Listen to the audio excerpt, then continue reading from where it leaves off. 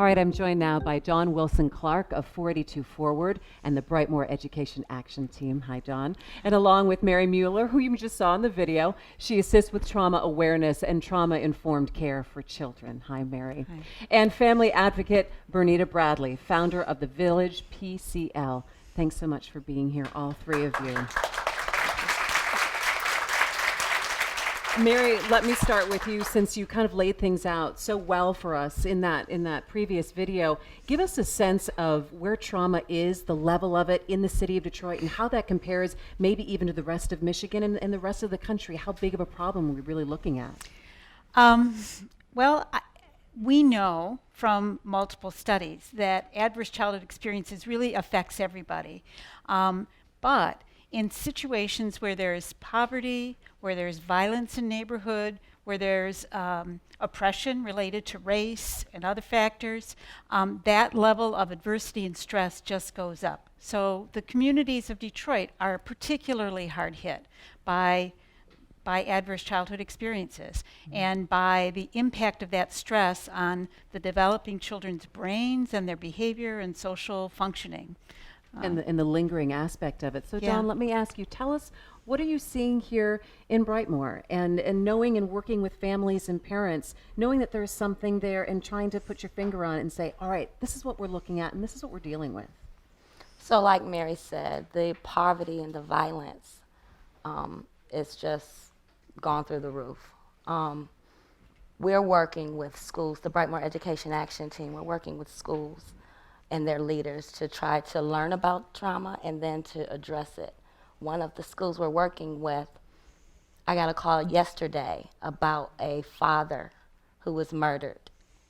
And this school, this child, the students at that school, were the top 2 students at the school.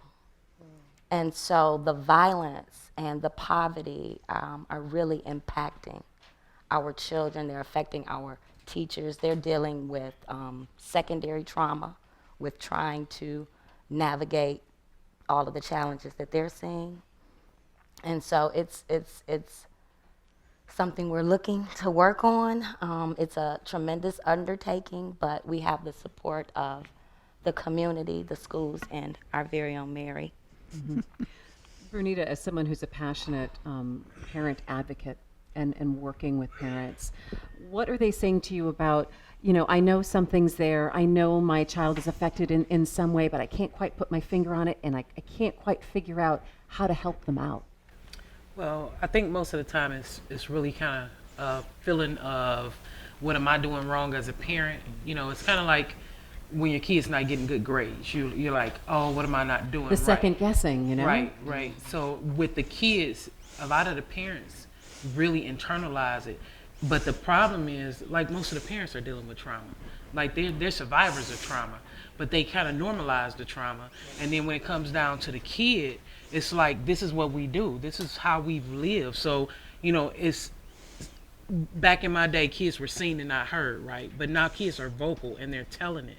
And they're letting parents know, teachers know. They're really kind of letting anybody know, even through behavior.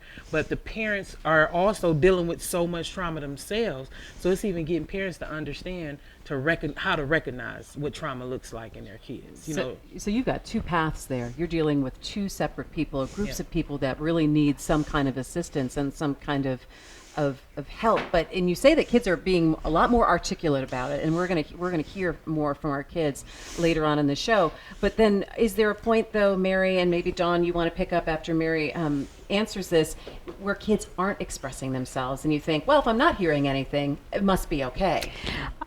Those are some of the kids I would worry about the most, and that is, children tend to choose fight, so they're going to be acting out, or flight, they run away, or freezing. And that freezing child is the quiet child that sort of holds things in and doesn't make trouble and tries to kind of just disappear. And that's a easy kid, if you will, but that's a child that's also in trouble. And so you want to be looking for kids that are any kind of behavior that they're exhibiting and what might be behind that, what they might be experiencing that's causing that behavior, what they're communicating with their behavior. And Dawn, are you seeing that, those different kinds of reactions? Because again, not everyone is going to react the same way to the trauma that they're feeling in the different situations. Yes, we just actually had an experience where one of our students is a cutter, and we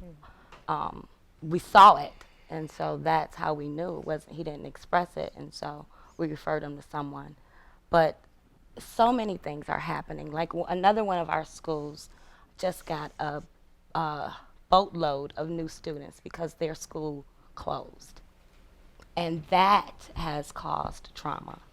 And that, with that new school, with those new students, and so it's just so much that we're experiencing.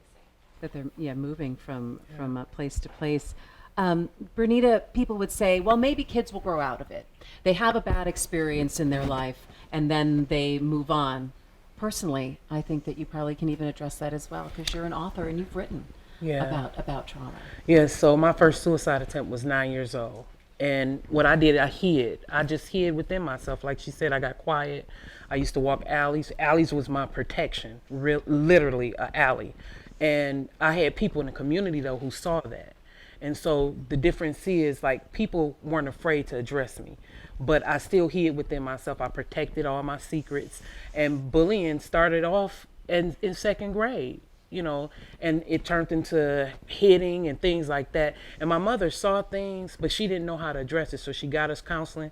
But me, I was so afraid because my mother had been in foster care. She was dealing with her own trauma.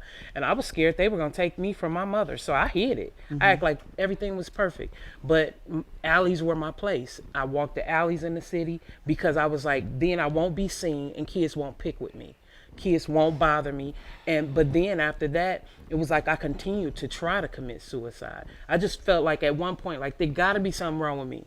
It has to be. And that's what kids are doing now. So the cutting, kids are cutting because they're like, maybe if I release this pain some kind of way, like telling somebody, or you're not seeing it. So the acting out happens in so many ways. It can be that closing down. It can be a kid just literally stop having interest in things that they used to like. And we really have to see those things, and somebody has to address it. I had old ladies in the community who addressed my mother. I had teachers who did it. Right. And so it's that looking and that watching and being aware. Yeah. Let's go ahead and take a look at what some of the kids here in Brightmoor had to say about some of their big concerns about bullying and about suicide. Take a look. What are some of the things that you dislike about being in Brightmoor? Sometimes I don't feel safe walking to my bus stop in the morning because it's dark and it's an abandoned school up on my bus stop. Like, people can be staring out of the darkness looking at kids. Then they can just come out, snatch kids up. Because sometimes me and my little sister, we be walking home by ourselves and not much people be outside. Things I don't like in Brightmoor is the littering and the people home invasions, murdering, killing, and stuff like that. I think that it should be a whole bunch of kids outside playing instead of the parents having they be protective with their kids because they scared that somebody could shoot their kids. I feel like cyberbullying is just bad, and if they commit suicide, then it's not a way to take that back for the people who actually bullied the person. I would say I get bullied almost every day. They talk about my size and stuff, and some kids are just very cruel. They could tell you you should die, kill yourself, stuff like that. Who do you feel like should be stepping in to be able to make your day a little easier? The principal, or they could have more guidance counselors there to talk, or even the teacher could step in. We'll go back here. Say your name first. My name is Shaughnessy, and sometimes when I go to my grandma Crystal house, you can just hear all the gun shooting. It be around the house sometimes too, and it be her kids' friends and stuff. They be doing it too. So, and how does that make you feel? Sad because one of us can get shot. My cousin got shot, and her name was Izzy, and we was down the street, and she got shot. Somebody came in her house, and was yelling at them and she got shot and stuff. So you just want to be safer? How old she was? She was 3 years old. When you hear that, we know, and what we've heard from the kids and from what you've talked about, what they're facing, we know the long-term effects. What can now we start to do? What are you working on, Dawn, here in the community to start to help? So we're meeting with the educators of the schools over here and the leaders and community leaders to learn with Mary about trauma. And we're developing a plan to address the trauma in the spaces. And so we'll be learning, continuing to learn throughout the year and come up with a plan. And Mary, you say, though, even if you have so much of this, you score high on the ACEs, that it doesn't mean that that's where you have to be, that there are ways to help.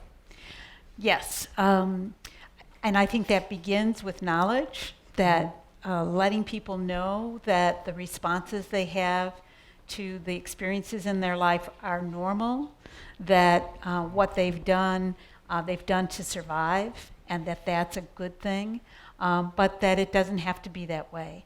And for adults who have experienced trauma, they can make some decisions and choices and change the story for their children. That kind of thing. Yeah, and Bernita, parents aren't alone. They're not alone out there. And they just need to know that. That's one key thing for parents to understand, like, they are not just by themselves. There's plenty of resources. Make some action plans.